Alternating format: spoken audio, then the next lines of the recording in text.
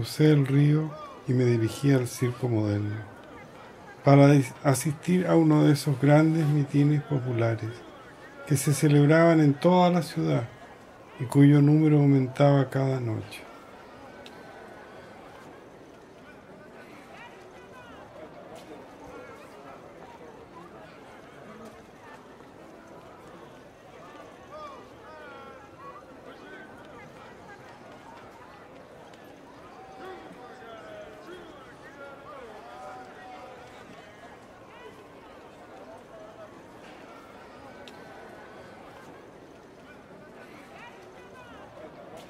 En un anfiteatro desnudo y lúgubre, alumbrado por 5 pequeñas lámparas pendientes de un hilo delgado, se apretujaban en las mugrientas gradas, desde la arena hasta el techo, soldados, marineros, obreros y mujeres, en expectante actitud, como si su vida estuviera sobre el tablero.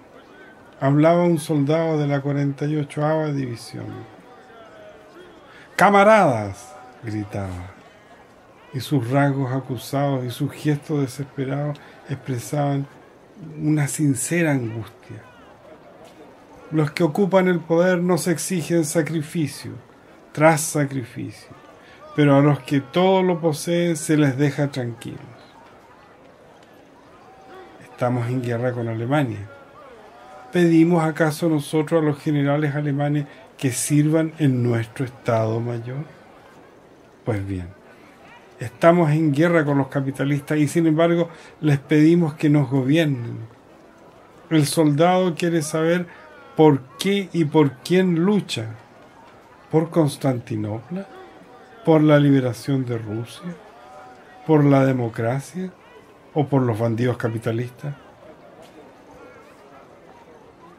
Demostradme que lucho por la revolución, y entonces marcharé y combatiré, sin necesidad de que se me amenace con la pena de muerte. Cuando la tierra pertenezca a los campesinos, las fábricas a los obreros y el poder a los soviets, entonces sabremos que tenemos algo y combatiremos para salvarlo. Esa es la verdadera revolución. En cambio, si luchamos por unos cuantos capitalistas, apropiándose de aquello que ha significado sangre, dolor y martirio para nosotros, no lo queremos.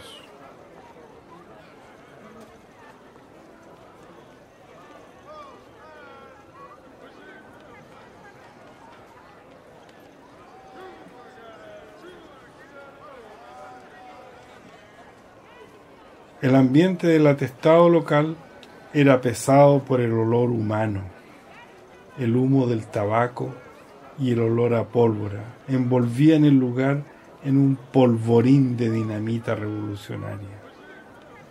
Muchos se agolpaban y empujaban y vociferaban a grito en un ronco hablar.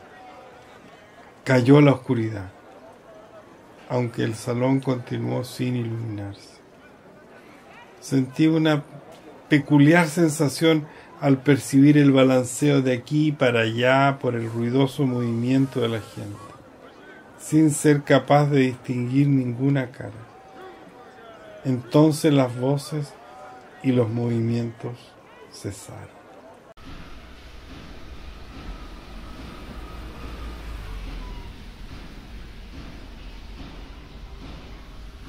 Estoy convencido de que la revolución europea era inminente y que sin ella el régimen bolchevique no podría sobrevivir.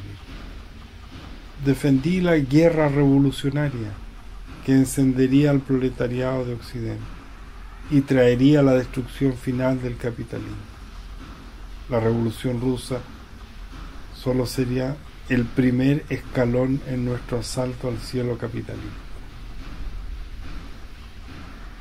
Solo así, y nada más que así, podremos decir que nuestra revolución realmente ha triunfado.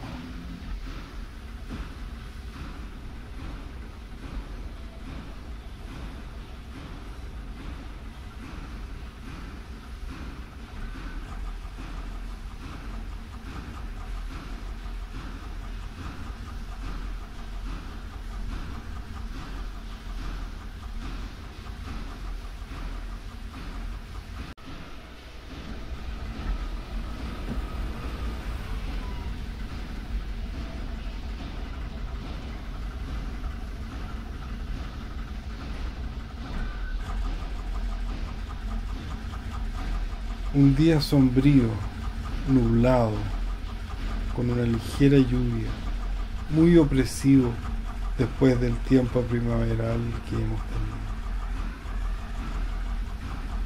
En cada ciudad, casi en cada aldea, en el frente, cada fracción política tenía su periódico, y a veces muchos, millares de organizaciones, distribuían centenares de miles de folletos, inundando los ejércitos, las aldeas, las fábricas, las calles.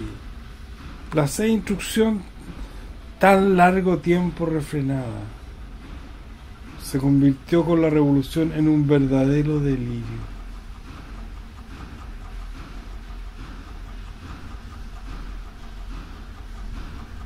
Los compañeros aprendían a leer con las consignas revolucionarias. No había más que solo esos textos.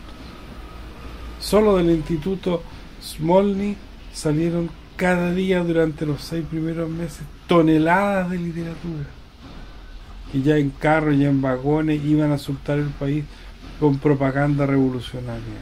Rusia absorbía, insaciable, como la arena caliente absorbe el agua. La furia de la vida oprimida en poemas, cuentos, folletos y agitación del más elevado nivel. El zar y su corte, pienso, solo significaron el embrutecimiento del pueblo, y no grotescas novelas, historias falsificadas, religión diluida, o esa literatura barata que pervierte.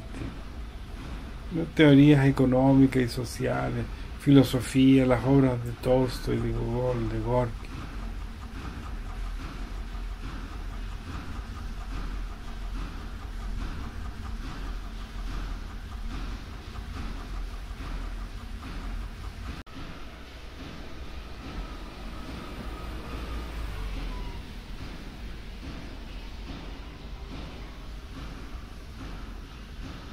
El Soviet de Diputados, Obreros y Soldados de Petrogrado exhorta a los obreros y campesinos de Rusia a que pongan toda su energía y abnegación al servicio de la revolución obrera y campesina.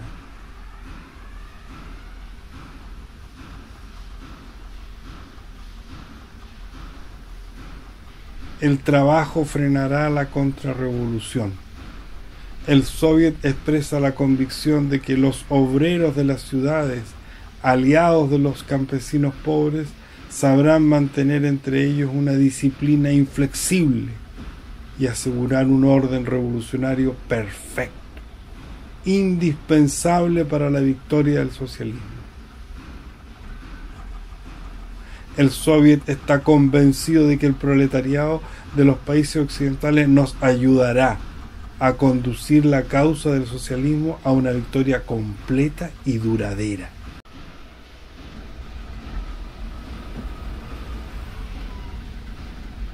Me causan desconfianza estos bolcheviques.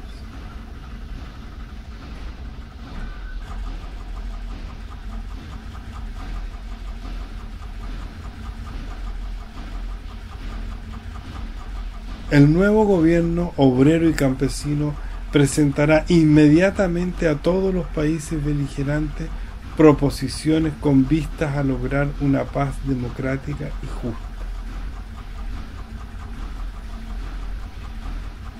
Por fin se acerca el fin de esta guerra fratricida entre hermanos trabajadores. Esta paz conllevará el levantamiento masivo de todos los trabajadores afectados por esta insana guerra imperialista. Todos habrán de observar el ejemplo soviético de revolución.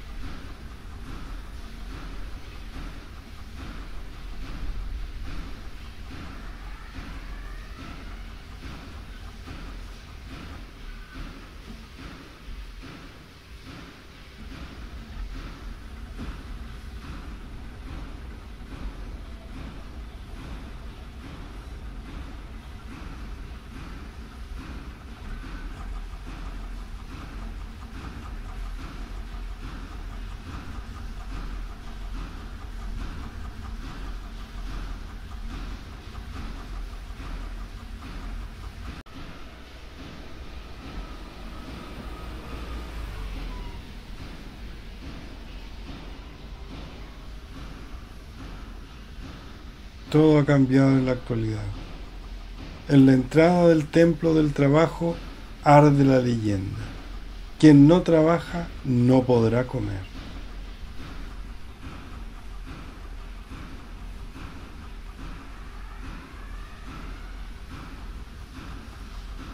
En el comedor público se sirven la sopa de verdura y la gacha. Los comensales traen su propio pan, repartido en los puntos de distribución. El gran salón no tiene calefacción. La gente se sienta con sus sombreros y abrigos puestos. Parecen fríos, pálidos, lamentablemente demacrados.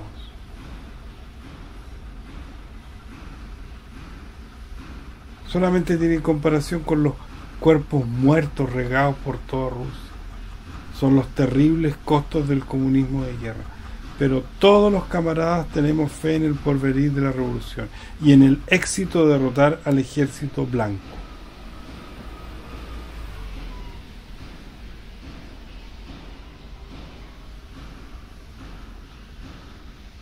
La primavera de 1919 se abrió con acontecimientos tan esperados como sorprendentes.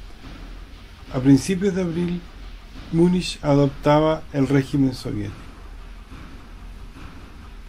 El 22 de marzo, Hungría se convertía apaciblemente en una república soviética por la abdicación del gobierno burgués del conde Károly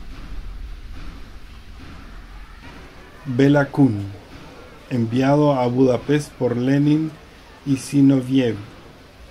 Salió de la cárcel para tomar el poder. Las malas noticias en los frentes de la guerra civil perdían su importancia.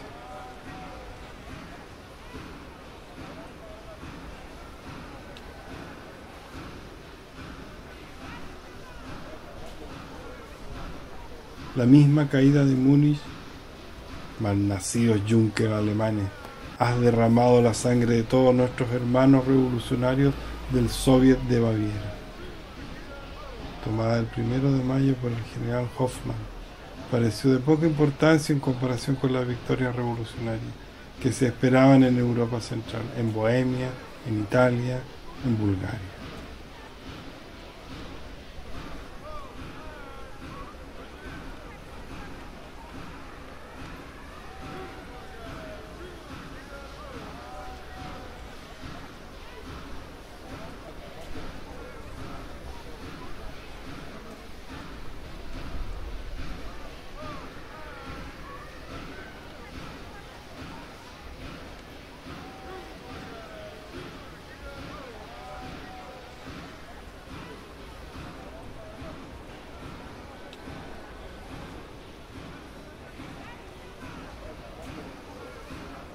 Despierto temprano por la mañana, por el son de la música y de las canciones, salí a la calle.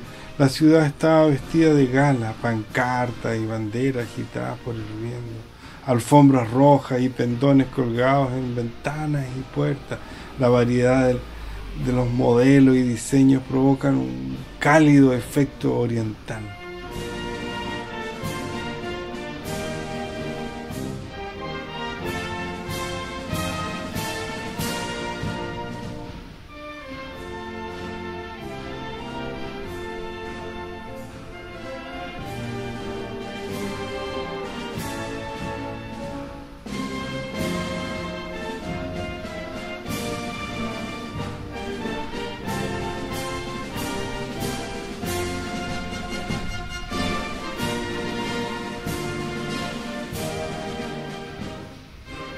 En la Nevsky, un coche grande me adelantó, deteniéndose unos cuantos pasos más adelante.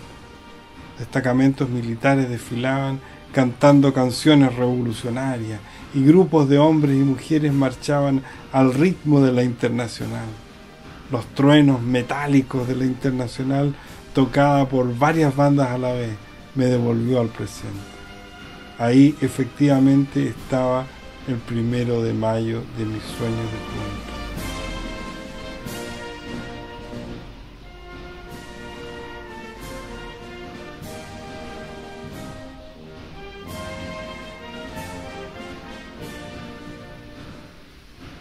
Ahí estaba la propia revolución. Ese es el epicentro de la hecatombe del capitalismo. Así como hoy se marchará, mañana se marchará por todas las calles del mundo, entonando el himno internacional de los oprimidos.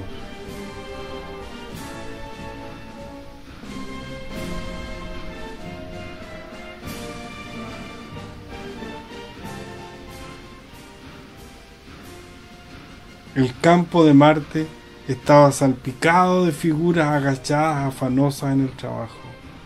Los subontniki decorando las tumbas de los mártires revolucionarios. Trabajaban con alegría, alcanzábamos a oír fragmentos de sus canciones entre las pausas de las bandas de música a nuestras espaldas.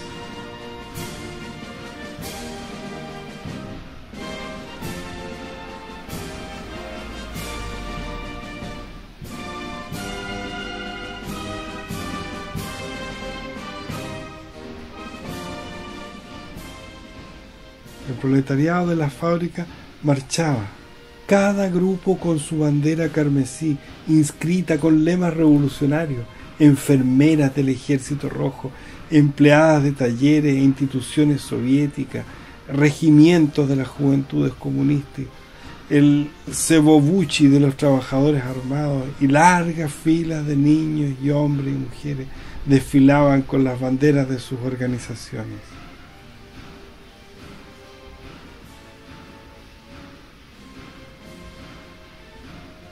Fue la manifestación más impresionante de carácter revolucionario que yo había visto alguna vez. Me sentí inspirado por ello. Pero los aspectos de los manifestantes eran deprimentes, desnutridos, agotados, mal vestidos. Y noté que muchos niños andaban descalzos. Probablemente por su debilidad física, pensé. Los asistentes mostraban tan poco entusiasmo, apenas devolvieron los saludos de los comunistas en la tribuna y los frecuentes hurra, hurra.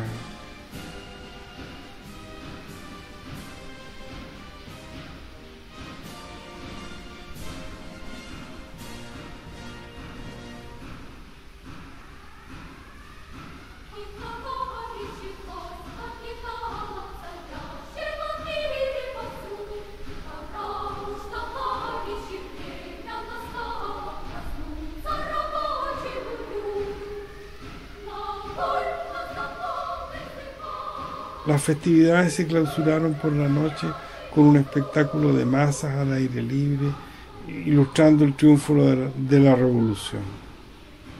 Fue una poderosa representación de la larga era de esclavitud del pueblo, de su sufrimiento y miseria, de las actividades clandestinas revolucionarias, de los pioneros de la libertad.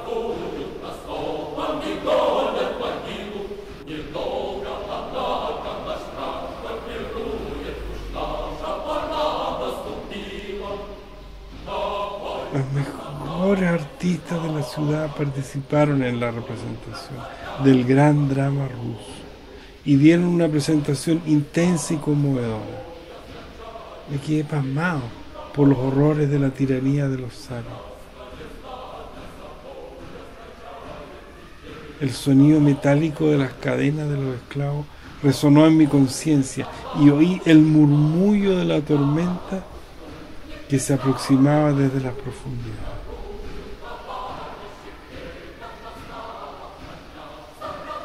Entonces, el repentino trueno del cañón, los gemidos de los heridos y moribundos en la masacre mundial, seguidos del relámpago de rebelión y el triunfo de la revolución.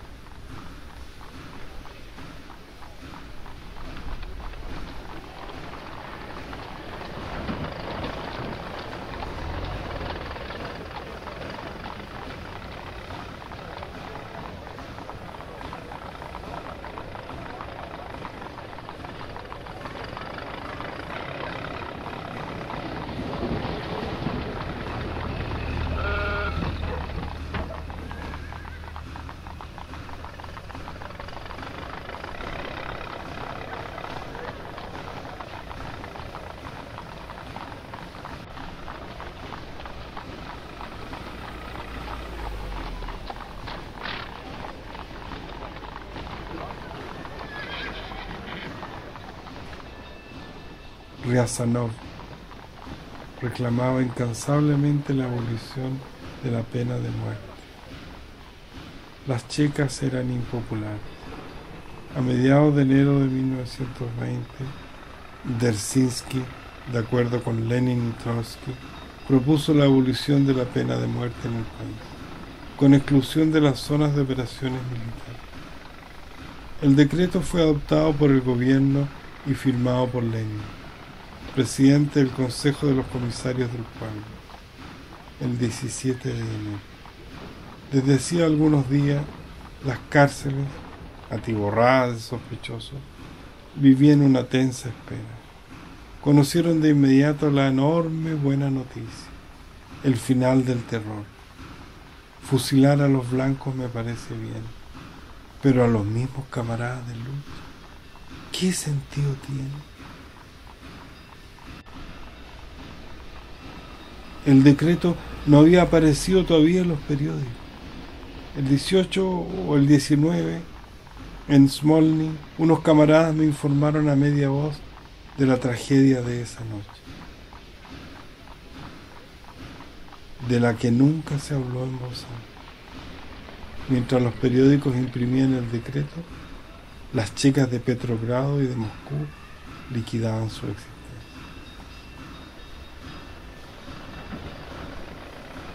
Poco a poco los hechos empezaron a filtrarse.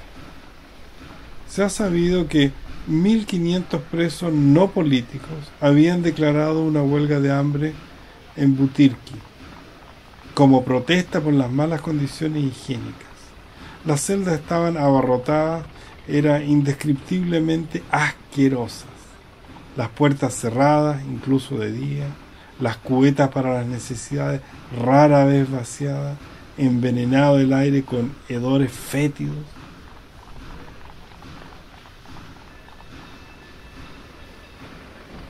La Comisión Sanitaria había advertido a la administración del inminente peligro de una epidemia, pero sus recomendaciones fueron ignoradas. Entonces estalló la huelga. Al cuarto día algunos presos se pusieron histéricos. Gritos sobrenaturales y el traqueteo de puertas de hierro sacudieron la prisión durante horas, despertando al barrio alarmado por el alboroto. Los presos políticos no participaron en la manifestación. Segregados en un ala separada, habían logrado algunas concesiones por la acción colectiva.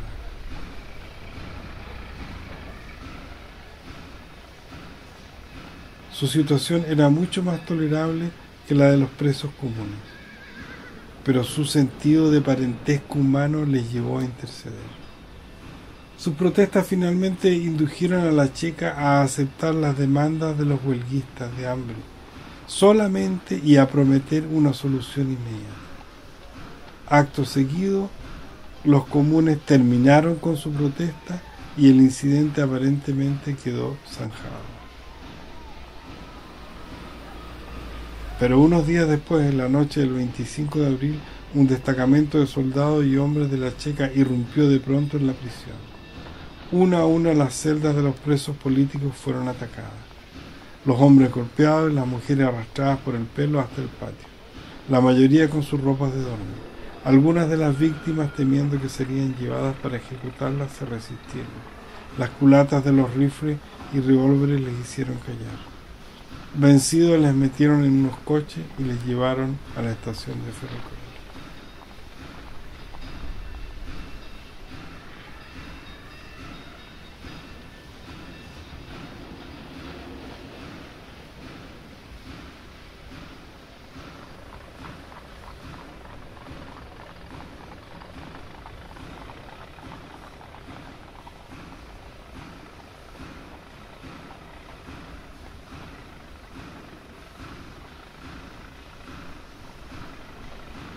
En el club universalista de la calle Travsequia, me sorprendió encontrar a varios de los exiliados de Buford. Se habían cansado de esperar por una asignación de trabajo en Petrogrado, me dijeron. Habían decidido venirse a Moscú. Se alojan en la tercera casa del Soria. donde reciben menos de una libra de pan y un plato de sopa como ración diaria. Su dinero norteamericano se ha agotado. Las autoridades de Petrogrado les habían pagado 18 rublos por dólar, pero en Moscú descubrieron que el precio es de 500, robados por el gran gobierno revolucionario, comentó amargamente Alyosava, el zapavalo del barco. El comercio está prohibido, le advertí, prohibido. Se rió con desdén. Solo a las campesinas y a los niños que venden en la calle cigarrillos. Pero miren las tiendas. Si pagan un soborno adecuado, pueden mantener abiertas sus tiendas todo lo que quieran. ¿No has visto semejante corrupción? En Estados Unidos no es así. La mayor parte de los chequistas son de las antiguas policías y gendarmerías, y son corruptos a más no poder. Los milicianos son unos ladrones y bandoleros que se liberaron de ser fusilados al ingresar a la nueva policía. Yo tenía unos cuantos dólares cuando llegué a Moscú. Un chequista me los cambió. Gente de todas las tendencias revolucionarias se reúnen en el club. Revolucionarios socialistas, de izquierda y partidos extremistas, de Spiraminova, maximalistas, individualistas y anarquistas de varias facciones. Hay viejos catazones entre ellos, que han pasado años en prisión y destierro en Siberia, bajo el antiguo régimen, liberados por la Revolución de Febrero. Desde entonces han participado en todas las grandes luchas. Hay una gran divergencia de opinión en el club sobre el carácter y el papel de los bolcheviques. Unos defienden al régimen comunista como una etapa inevitable del periodo de transición. La dictadura del proletariado es necesaria para asegurar el pleno triunfo de la revolución. Los bolcheviques están obligados a recurrir a la rasostoika y a la confiscación, porque los campesinos rechazaron apoyar al ejército rojo y a los trabajadores. La checa es necesaria para acabar con la especulación y la contrarrevolución. Si no fuera por el constante peligro de conspiración y rebelión armada incitada por los aliados, los comunistas derrocarían las severas restricciones y permitirían más libertad. Los elementos más extremos condenan al Estado bolchevique como la más absoluta tiranía, como una dictadura sobre el proletariado. Replican que el terrorismo y la centralización del poder en manos exclusivas del Partido Comunista han alienado a las masas, han limitado el crecimiento revolucionario y han paralizado la actividad constructiva. Acusan a la checa de contrarrevolucionaria y llaman a Razyotyaka robo directo, responsable de las crecientes insurrecciones de campesinos. Al girar en la esquina hacia la calle Miasintaya, vi un gran cartel amarillo sobre la pared. Mis ojos captaron la palabra prikaz en letras rojas grandes. Prikaz, orden. Instintivamente asocié la expresión en mi mente con el viejo régimen. El cartel estaba escrito en un estilo habitual: yo mando, yo ordeno, repitiéndose con la misma frecuencia que las proclamadas de la antigua policía. Ordeno a los ciudadanos de Moscú, ley, ciudadanos. Busqué la fecha. Era del 15 de enero de 1920 y estaba firmado por el comisario de milicia. El prikaz, de forma vistosa, reclamaba a los gendarmes y a los cosacos que preservaran el orden de las cosas, y me ofendió. La revolución debería buscar otro lenguaje, pensé.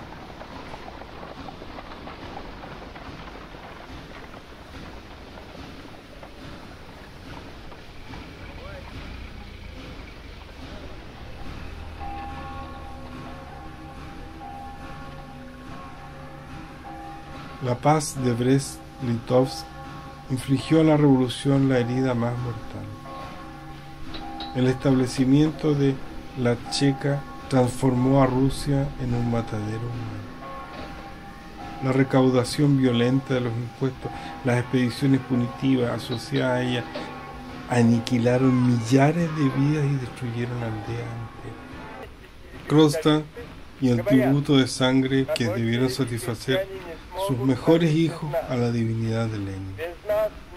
El decreto que sancionó la guerra hasta el extremo contra la oposición obrera y los anarquistas sindicalistas, esa orden secreta impartida por el 10º Congreso del Partido Comunista Pan-Ruso, aparece ahora a la luz del día.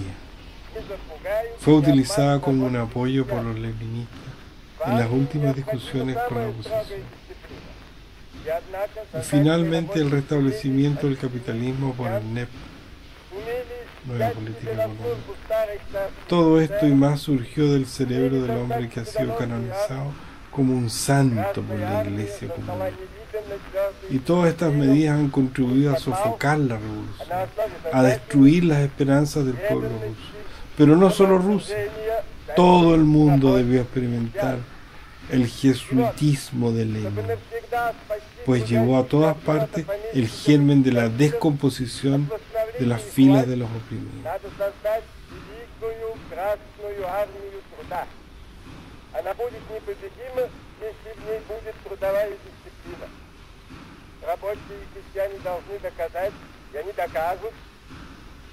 La conferencia procedió con las principales cuestiones del momento: la creciente persecución de izquierdistas y de múltiples detenciones de anarquistas. Supe que ya en 1918 los bolcheviques habían declarado prácticamente la guerra contra todas las fuerzas revolucionarias no comunistas.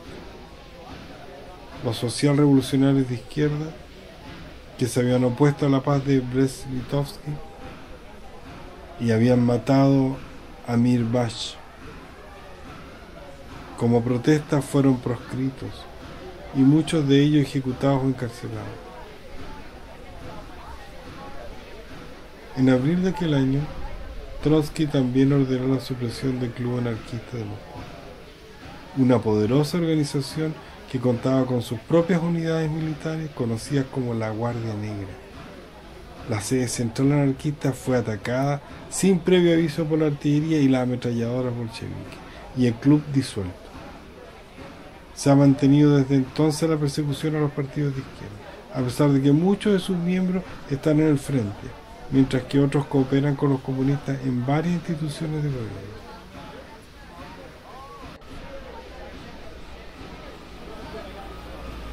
Hemos luchado codo a codo con los comunistas en las barricadas, declaró Schwarzenberg. Miles de nuestros camaradas murieron por la revolución. Ahora la mayoría de nuestra gente está en la cárcel. Nosotros mismos vivimos en constante temor a la Checa, me dijo el universalista Askarov. En realidad no consideramos a los bolcheviques como un gobierno ordinario. Ellos todavía son revolucionarios y reconocemos el mérito de que lo han logrado. Algunos de nosotros discrepamos con ellos de manera fundamental y desaprobamos sus métodos y tácticas, pero podemos considerarlo como camaradas.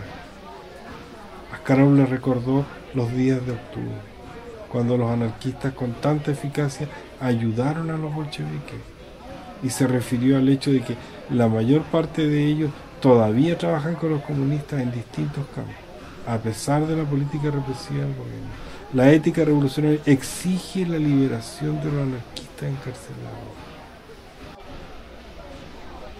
Han sido detenidos y sin ningún motivo, y no hay ninguna acusación contra ellos.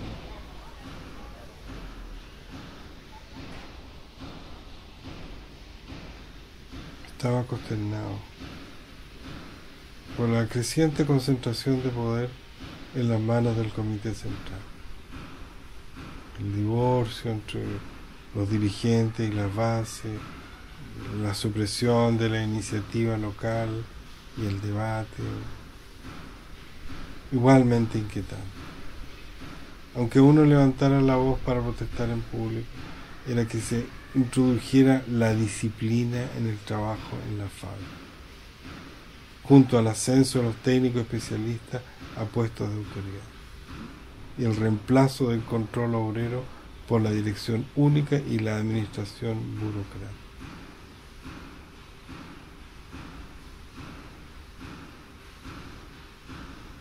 Todo esto representaba la flagrante ruptura de las promesas bolcheviques, una rendición de las conquistas de octubre. Con la resurrección de la jerarquía y la disciplina, ¿qué se preguntaba han ganado los trabajadores? Con el enemigo de clase administrando las fábricas de nuevo. ¿En qué se ha convertido el poder de los trabajadores? No aceptaba el abandono de los principios de la democracia proletaria enunciado en 1917. Creía en cuerpo y alma en la revolución. El propósito central de la revolución, tal como lo veía, era abolir las formas capitalistas de explotación, liberando las energías creativas de los trabajadores y estableciendo las condiciones para la igualdad y la dignidad. El camino adoptado por Lenin no era ni necesario ni oportuno. Pavel, un viejo obrero bolchevique con el que he compartido tantas acciones y jornadas juntos, me retrataba con fidelidad el sentimiento actual de las bases.